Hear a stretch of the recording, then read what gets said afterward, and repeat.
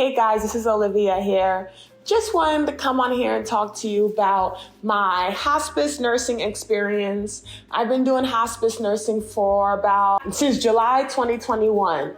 So now we're looking at 3 years soon to be. So just wanted to come here and just pass on some knowledge to anybody who's looking into getting into hospice, or maybe you're new to hospice and you just want to know the tea moving forward. So definitely stay tuned for the rest of this video if you just want to hear more insight.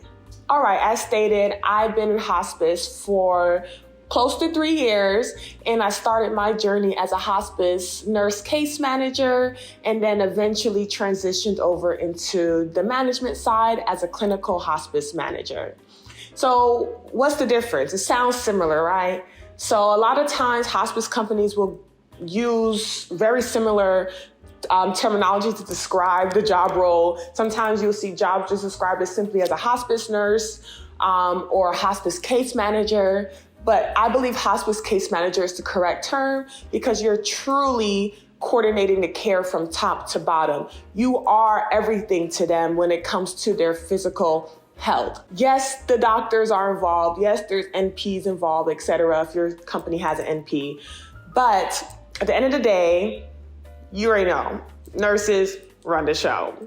Especially at end-of-life care, we're not trying to do anything too aggressive or aggressive at all. We're more so just trying to see what can we do to keep this person comfortable until their end of life. So what made me go into hospice? I definitely would say the biggest drive to go into hospice was I was burnt out from being a labor and delivery nurse. And during my time of transitioning, I actually quit my labor and delivery job and with no job in mind. And I just kind of took a few months off to kind of process everything.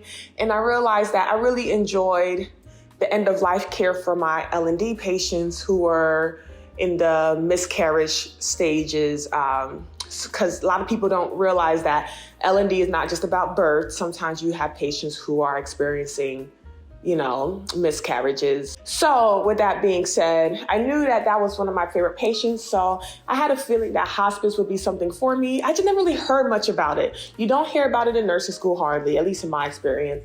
And it's not something that a lot of people really desire to be in because the whole idea of being around death and every single day can be very tiring for a lot of people. But I actually found a lot of comfort and ease with being in this role as a hospice nurse because there's not a lot of aggressive things to do. There's not a lot of hands-on skills that are being utilized. So I would definitely say if you are really looking for a job where you can keep up with your hands-on skills, then hospice might not be the job for you. If you're looking for a role that's more about being there for family members, more psych-oriented, more behavioral health-oriented, of course, there's nursing interventions being done from CPR, which hopefully they're not because they should be on a DNR, but that's a whole nother story. Some people do, and they have the option to, and good for them.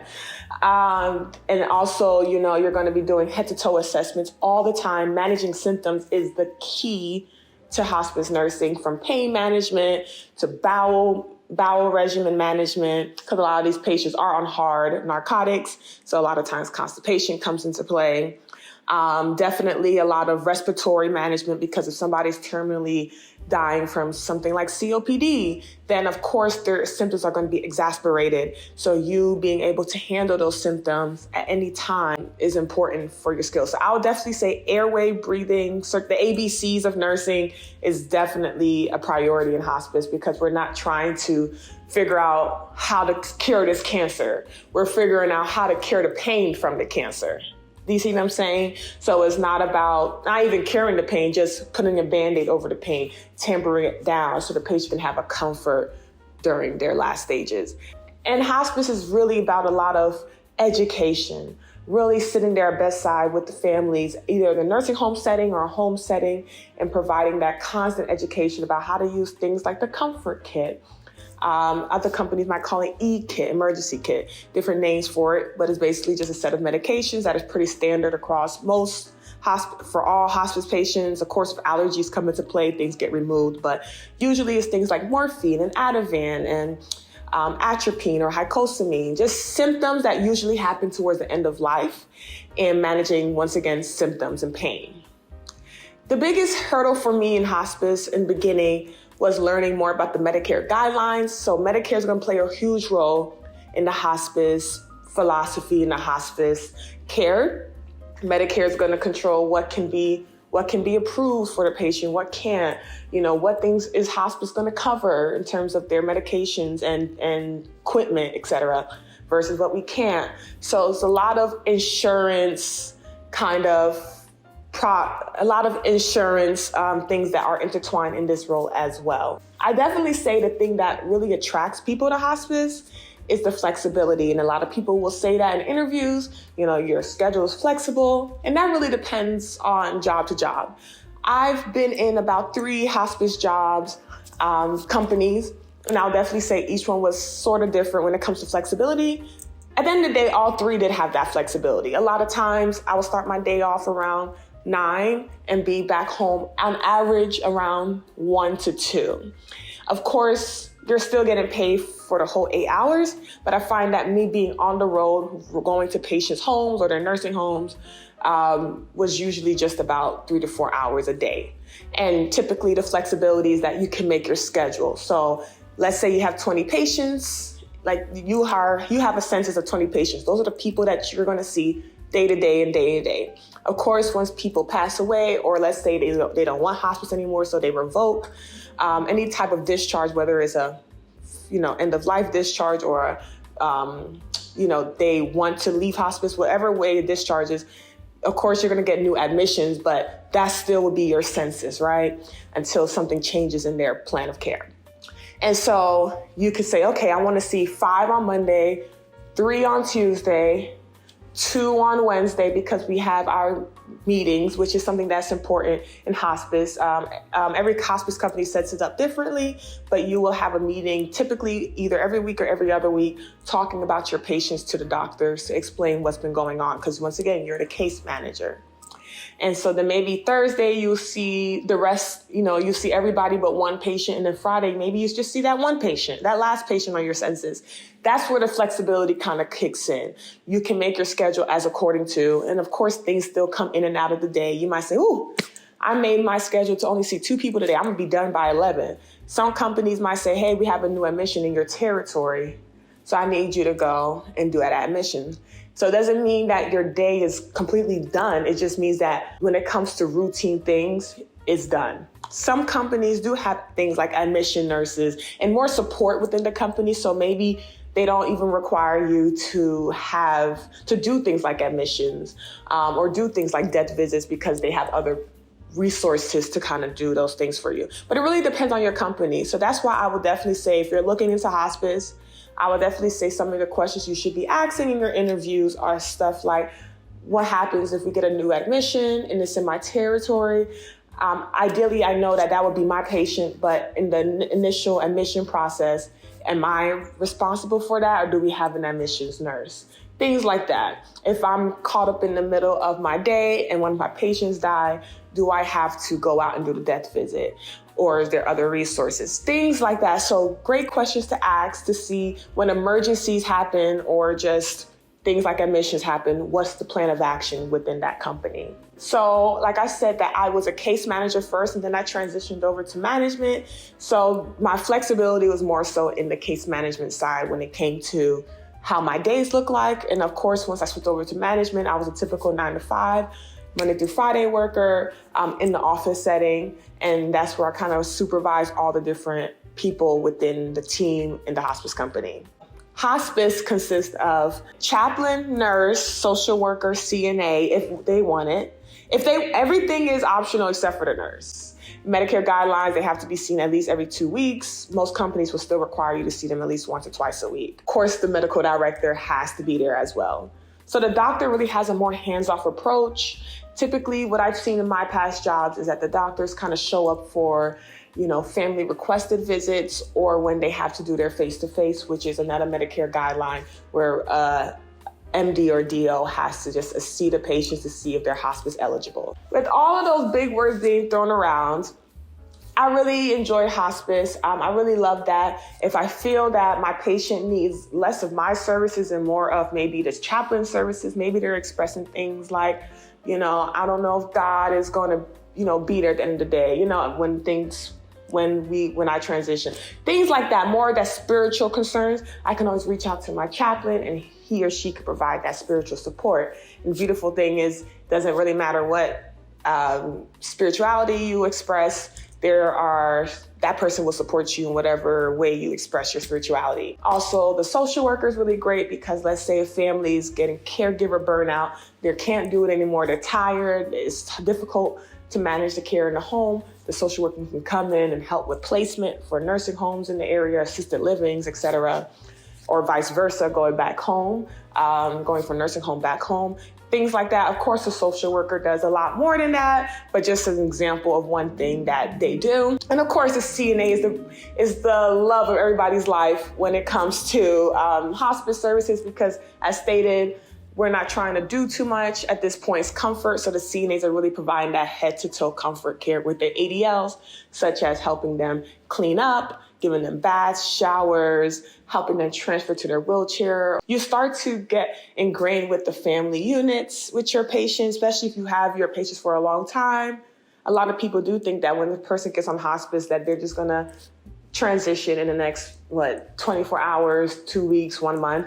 But sometimes you have patients who are on hospice for 2-3 years sometimes. Not common, but it definitely does exist. You get to be a part of these families' lives, and you get to really, when you step into their homes, they get more familiar with you, and then they bring not only just the typical concerns, but they bring up, they check in on you, you're checking in on them. And it's not just about the patients when you're in hospice, it's about the families. Some people can honestly feel like that is the issue that they have in hospice, is going into people's homes and that's their world. So you're gonna have to navigate their world. And sometimes you go into homes that are not the cleanest, or you experience things like bed bugs and the biggest fear of people's lives. Just depends on your community that you're serving, or depends on the homes that you're going into. That's not always the case. So that's very rare, depending on your community that you're serving, your territory. But definitely those are some big concerns people have in the home setting. But those concerns also exist in nursing homes too. So I think that's the biggest things with a lot of people in hospice. Like, I don't want to step into somebody's home and they got a lot going on, or their families have a lot of dynamics that is hard to deal with. And that's when you kind of kick in with your manager and you navigate it with your other team members, like your social workers. You're really well knit with your team. And care coordination is the biggest thing in hospice. You don't want to do it on your own. A lot of nurses will take up all of the responsibility, and it's like, no, pass the torch. That was the biggest thing that I kind of educated on in my role as management, is like, oh, hey nurse, you're calling me about this concern. Did you call chaplain? Did you call social worker? Did you call the doctor? Like, let's pass the torch to whoever can help you. You're not alone in this process. I can help you, etc. However, some of the cons, I already said some cons in between all of that. Everything I said could be a con, right? Just depends on who you are.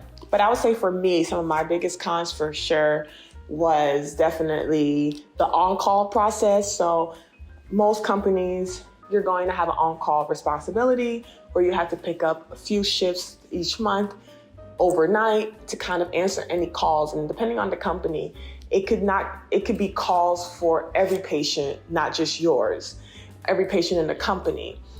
So if somebody calls and says, my mom just died, or somebody calls and says, something's going on with my cousin, she's not breathing well, you're going to have to triage those calls on the phone, or actually physically go there and handle those concerns at 1 a.m, 2 a.m, 10 p.m, etc. And so some companies might have resources where they have team members who literally just do night shift, right? But those are, once again, a question you should be asking in the interview process, which is, what are the protocols for on-call? For me, that's what really got challenging for me, was that on-call process. But I really recommend hospice for a lot of people. I really recommend it for people who are a little bit older and they're ready to kind of pivot out of the more inpatient setting. I find that it's really helpful for people who have families, because they can make their schedule around their kids' schedules. They say, hey, I'm going to start early and finish at 1 so I can pick up my kids at 3. Of course, things come up, like I said, like admissions, etc. But you as a person who's going to the interview should really ask those type of questions and bring up those concerns. Another thing that I really like about hospice is that it pays pretty well compared to most nursing jobs. So if that's something that you're looking into, definitely, if pay is really important to you, I definitely would say look into hospice as well.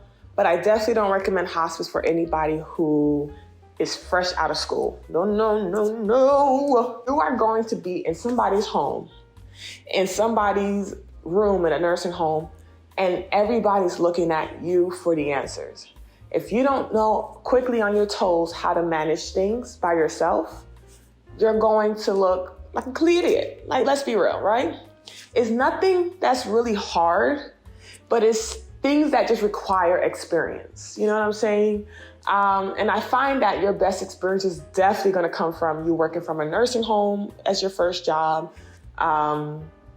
Anything in the geriatric population, you're going to be great at. Whether you work in the geriatric population in med-surg in a hospital, or maybe some type of neuro unit or any type of geriatric population, it would be great. And also definitely long-term care facilities, SNFs, as skilled nursing facilities. And you have a nursing home setting, you're gonna have great experience when it comes to hospice. As I told you in the beginning of the video, I came from labor and delivery. So as you can see, my learning curve was major, but I did it, right? We did it, Joe. But the beautiful thing is, yes, it's not the same work, not even close. The medication that they take is nothing that laborers take, right? Really, labor delivery is not about medications, it's about interventions for pain control. So nothing really transferred over except for my confidence as a nurse, which I feel like you really want to have confidence because, like I said, you're going to be the one in the room handling all head to toe care for this patient. Symptoms pop up. You got to have. Sorry, my camera died on me, but what I was just saying is that you definitely want to have some type of background because at the end of the day, like I said, you're going to be the one to be there in some very unique situations. Symptoms are going to pop up, and you have to know how to jump in fast. Even if you're a new RN and you're coming out of LPN school, I still think that's appropriate. I think you can go into hospice. But if you're literally went from student to nurse, no type of CNA or LPN in the mix of it, then I don't really recommend hospice as your first job. I really think you need that confidence builder from other jobs to really help you know how to walk into a room confidently. But to sum it all up, I really think hospice is a great specialty, and a lot of people don't really join it because they're afraid of death, right? And what people have to understand is that death exists in all specialties. And I find that hospice is a little bit more comforting to me because if I'm going to be around death as a nurse, I might as well be around it where a patient or patients and the families are already in that headspace that it's going to happen, right? It doesn't make it any less harder, but it comes with a lot of understanding and a lot of patience that I've had throughout the years. I have a full acceptance about it before they even signed up for hospice. And a lot of these people are much older. They're in their 90s. Of course, you might get those outliers like the 40-year-old cancer patient or the 20-year-old, patient with some type of congenital disease or something like that. You're definitely going to run into those patients. Those are really your harder cases, but it doesn't come as often as your more very older populations. And of course, it doesn't make it any easier. But what I would say is it does come with a lot more acceptance of what's going on, more or less, right? And I find that if I'm going to be a nurse and deal with death, because it's inevitable in all specialties, I need you all to understand that. If you've been a nurse, you already know that, right? Pediatrics, NICU, labor, med-surg, anything is going to come. It's going to come around eventually, right? So being in a hospice setting kind of gives you that understanding that everybody's aware of this reality. So how can we just make it comfortable? So I'll definitely say if you are kind of on the fence of hospice, and if you feel like you're a young nurse like me, like I'm in my 20s and a lot of people don't join hospice in my age range. I'm telling you, I was like the youngest by far from not only just the management side, which was its own huge outlier because a lot of people are not on management, even in my age, more or less just the case manager. But I definitely think it's a great field of work.